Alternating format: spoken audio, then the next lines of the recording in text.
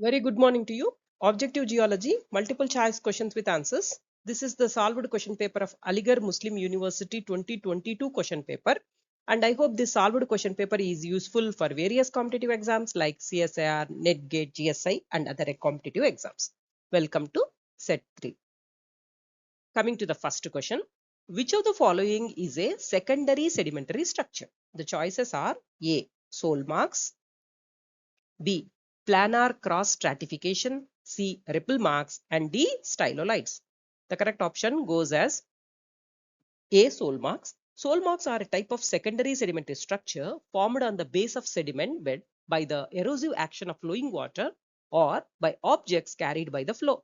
And they are considered as secondary because they are not deposited as part of the original layer but are created as imprints or fills within the existing soft sediment before it solidifies. So examples include flute casts, which are formed by turbulent currents, and tool marks, which are identifications from objects like clasts or shells. So soil marks is a secondary sedimentary structure. Next question. Conglomerate having single lithological class is called A. Oligomicte, B. Petromicte, C. Tilloid, D. Diamictites. The correct option goes as A. Oligomicte. Conglomerate having single lithological class is called oligomicte. Next question. What is the name of tooth-like phosphatic microfossils? The choices given are A. Rotalia, B. Conodonts, C. Nummulites, and D. Bathydan. The correct option goes as B. Conodonts. The term conodont, it refers to a type of extinct tooth-like phosphatic microfossil that was part of the feeding apparatus of an ancient and soft-bodied vertebrate.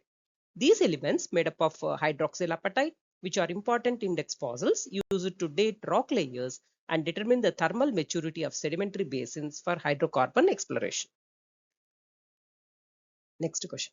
The temperature at which the air becomes saturated with the water vapor is known as A. Humidity, B. Dew point, C. Vapor pressure, and D. Triple point.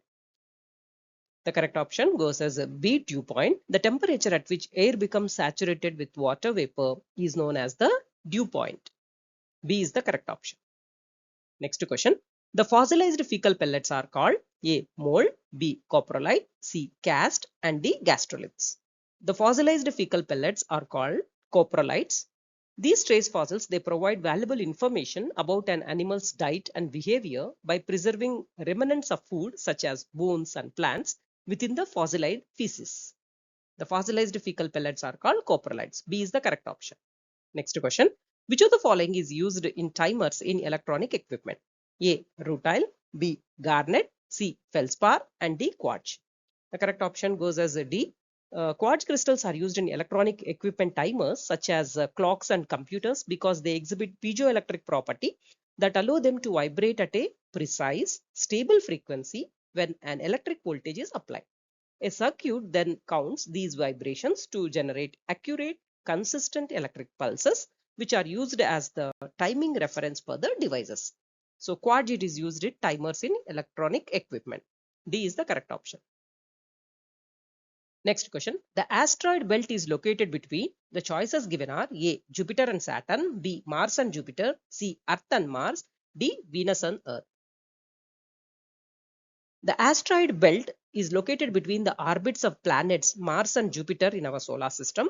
It is a torus-shaped region containing numerous small, irregularly shaped rocky bodies, which are considered as remnants from the early solar system that never formed into a full planet. So the asteroid belt is located between Mars and Jupiter. Next question. Discordant intrusions are A. Oriented parallel to the pre-existing layer of the country rock, B.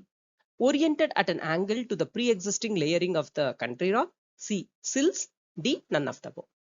Discordant intrusions are oriented at an angle to the pre-existing layering of the country rock. Unlike the concordant intrusions, which intrude parallel to the existing rock beds, discordant intrusions intersect these structures at an angle, often vertically or steeply inclined, and can take forms like dikes or batholiths.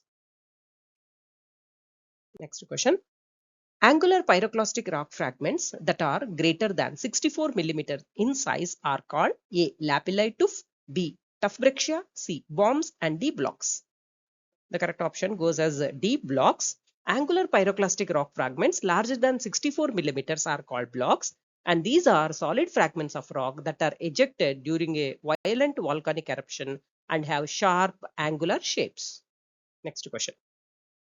Under normal geothermal gradient conditions, mantle rocks do not melt because A.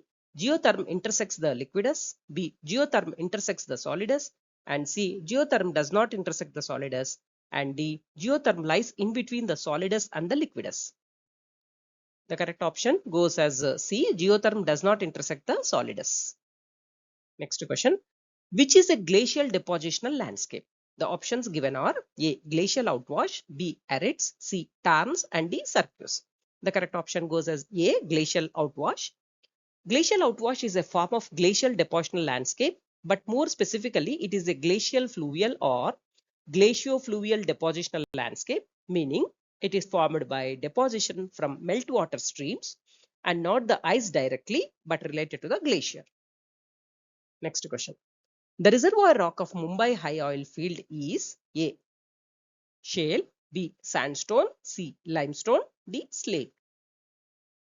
The correct option goes as C. Limestone. The primary reservoir rock of the Mumbai high oil field is indeed limestone, specifically fractured limestones of Eocene age and Miocene limestone, which contain the field's accumulated oil and gas. This carbonate reservoir rock is characterized by its excellent storage and migration pathways for hydrocarbons, with the fractures creating the necessary porosity and permeability for oil and gas. Next question. Texture in which intergrowth of pyroxene and plagioclase occurs is called A. Porphyritic, B. Poikilotic, C. Ophitic, and D. Myrmicite. The correct option goes as C. Ophitic. The texture in which pyroxene intergrowths with plagioclase with one mineral enclosing the other is called ophitic texture. And in the clastic ophitic texture, larger pyroxene crystals completely enclose the smaller plagioclase layers. Next question. Which of the following gravity signature is observed in trench in the subduction region? The options given are A. Positive anomaly, B. Negative anomaly, C. No anomaly, and D. All of the above. The correct option goes as B. Negative anomaly. A negative gravity anomaly is observed in the trench region of a subduction zone, and this is due to the negative topography of the trench itself, which contributes to a localized reduction in the gravitational pull and potentially to the presence of lower density sediment layers that have accumulated in the trench. Next question. Comatites exhibit A. Rapakivi texture, B. Ophitic texture, C. Spinifex texture, and D. Porphyritic texture.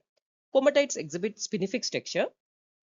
Comatites exhibit a characteristic spinifex texture, a bladed or skeletal growth of olivine and pyroxene phenocrysts that arises from rapid cooling of extremely hot, dense, and ultramafic lava flows. This distinctive texture is a key identifying feature of comatites, a type of volcanic rock formed primarily during the Archean eon, indicating the highly fluid nature of the initial comatitic magma, often resulting from eruptions in shallow water. So comatites exhibit spinifex texture. C is the correct option. Next question. Anarthosite is a plagioclase-rich rock which contains A. Greater than 90% model plagioclase, B. 60 to 70% model plagioclase, C. 45 to 55% model plagioclase, and D. Less than 40% model plagioclase. So anarthosite is a coarse-grained plutonic intrusive rock which is a primarily composed of calcium-rich plagioclase feldspar, that is about 90 to 100%, and contains minimal amount of other mafic minerals such as pyroxene, olivine, ilmenite, magnetite, and amphibole. These rocks are known for their light colors and are found in various locations, including the Earth's crust and the moon. So anarthosite is a plagioclase-rich rock which contains greater than 90% model plagioclase. Next question. The texture comprising ovoid potash feldspar surrounded by overgrowths of plagioclase is called A. Spinifex texture, B. Ophitic texture, and C. Rapakivi texture, and D. Porphyritic texture. The correct option goes as C. Rapakivi texture. The texture comprising ovoid potash feldspar surrounded by an overgrowth of plagioclase is called Rapakivi texture. This characteristic feature found in igneous rocks like granites, which involves alkali feldspar, that is potash feldspar, megacris, that are mantled by plagioclase, often due to magma mixing. So the texture comprising ovoid potash feldspar surrounded by overgrowths of plagioclase is called Dapa-Kevi texture. C is the correct option. Next question. Which of the following is a contact metamorphic facies? The choices given are A. Blue schist facies, B. Green schist facies, and C. Eclogite facies, and D. Sanidite facies. So the correct option goes as a D. Sanidinite facies. Sanidinite facies is indeed a contact metamorphic facies representing the extremely high temperatures and low pressures associated with the contact between igneous intrusions and surrounding rocks or with the xenoliths within magmas. It is characterized by anhydrous mineral assemblages, the potential for partial melting and glass formation, and unique minerals like sanidine, mullite, and cordierite. Next question. A microscope is said to be centered when A. The axis of rotation coincides with the center of the field of view. B. The vibration direction of the polars coincides with the cross wires in the oculars. C. The polarizer and the analyzer are mutually perpendicular. And D. A ray of light passes from the polarizer to analyzer without any deviation. The correct option goes as A. The axis of rotation coincides with the center of the field of the view.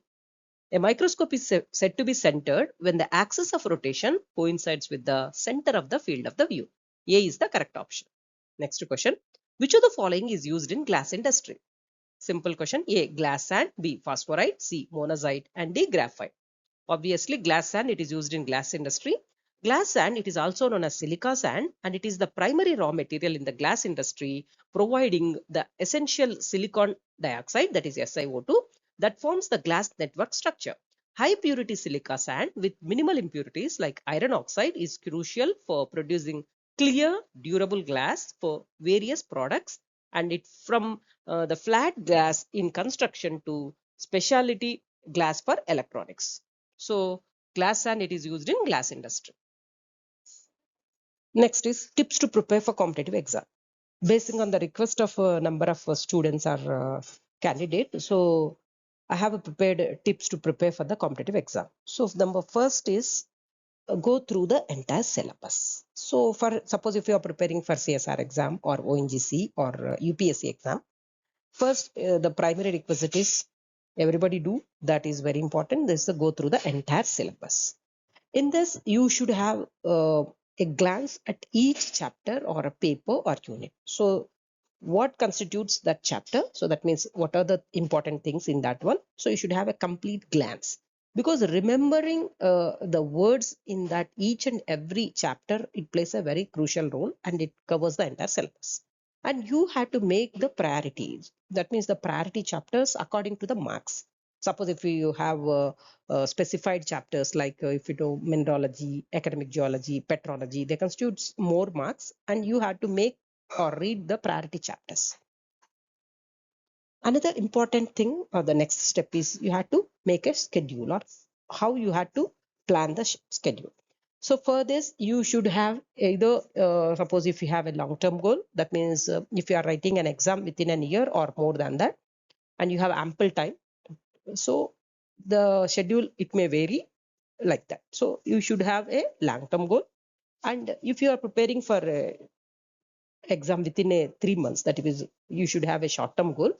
That means if you are going to finish the syllabus within the 3 months or more than that, then you have to plan the schedule accordingly. Suppose if you are going to write an exam within a month, so these are the very short-term goals. Suppose if you are you have to prepare for the weekly plan or day-to-day plan. So because days constitutes of weeks, very, very, very important. Every day reading is very essential, and every day repeating the syllabus or the thing what you have covered is very important. So for this important thing which plays a very focused on reading is important, that is hourly reading. So what is this hourly reading? Because most of the people think that they have huge syllabus, they can't complete within that time. But if you have plan, it is possible. So hourly reading means you have to divide each hour into 4 time chunks. This is I'm giving an example. You can make accordingly. Suppose if you are making an hour into 4 time chunks or 3 time chunks or 2 time chunks is as per your ease. So like that, you have to divide each hour. So 4 15-minute chunks, it comes to an hour. Okay. And meanwhile, you can take a break like 5 or 2 minutes like that, and you can finish. Suppose within a 15 minutes time, you can reach like 4 chapters or 4 units or anything, whichever easy. So like that, you have to divide each hour into 4 time chunks. And another important thing is the revise the syllabus. The syllabus revision is very important.